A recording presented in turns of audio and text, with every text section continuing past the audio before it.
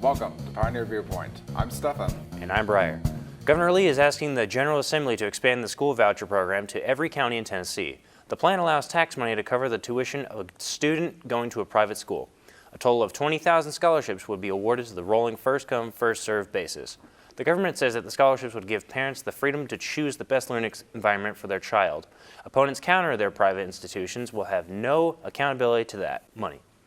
Gallatin City Council meets on December 5th to mull over public comments on the proposed Parks and Rec Comprehensive Master Plan. The plan provides a framework to guide the operations of the park system. The proposal provides improvements to Clearview Park and Thompson Skate Park. Many people in Sumner County are facing food insecurity in this time of the year.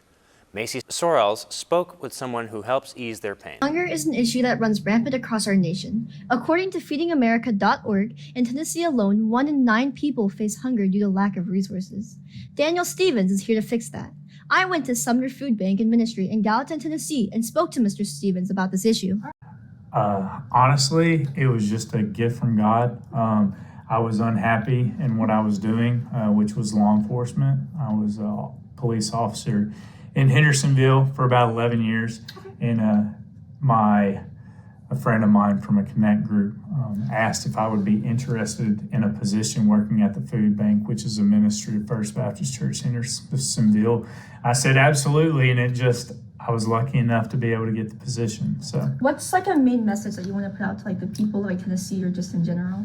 Yeah, I think the biggest thing is that, like they say, food is a human right. Mm-hmm. And I think what we want to do is make sure that no one throughout Sumner County goes hungry, especially because this is a more wealthy county compared to others. But not only that, what we want to do is we want to give them food. We also want to connect with them on a personal level, but we also hope our biggest goal is to lead them to Jesus. What do you see as the foreseeable future for this food bank? What are your main goals and how to grow it?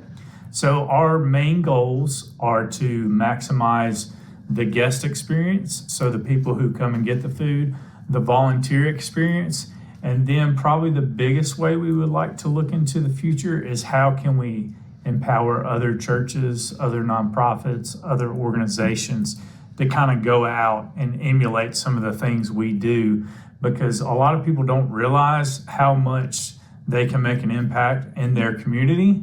And so we want to be able to empower people to go out and be able to do that. And last question, how would you ask the community to help contribute? So there's 4 basic ways they can contribute. One is food. So we'll always take in food. We take in pretty much any kind of non-perishable item, as long as it's intact, the container's intact, the food hasn't been compromised or anything. We do take some perishables. It just depends on how much room we have to store those things. You can also donate monetarily if you'd like to feed Sumner. Obviously, we can't exist without money to buy food and keep the lights on and all that to feed people. So money. Then volunteering your time. We've had churches, civic organizations, students, you name it, we've had it in here. But our volunteers are what makes this thing run. So volunteers. And then the 4th thing is just simply praying that we can continue to steward things well and move forward as we grow at Feed Sumner. This has been Macy Sorrells. Students are flocking to the Bickman Library for finals week for quiet study as well as tutoring. Briar Hyatt spoke with librarian William Fisher about his responsibilities there.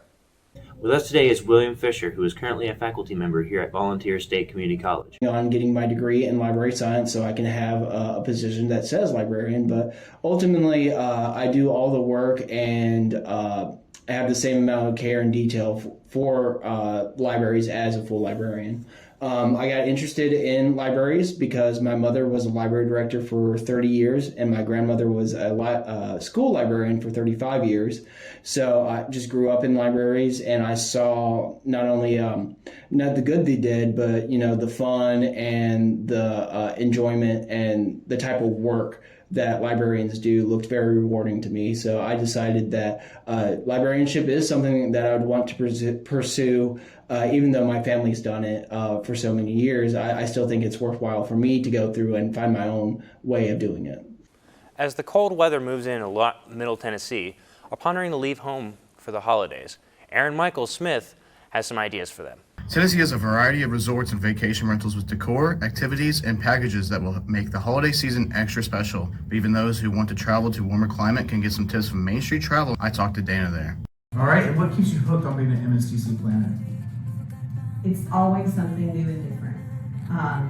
From my clients, from storefront clients, different destinations, even the same old destination, my favorite, Walt Disney World.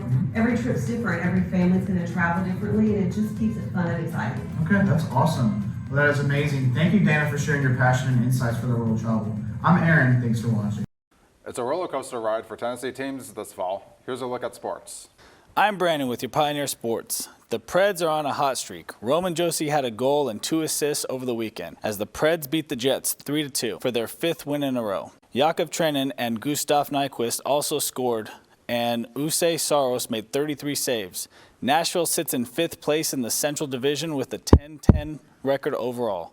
The Titans are celebrating a 17-10 win over the Panthers over the weekend. The Titans improved their home record this season to 4-1.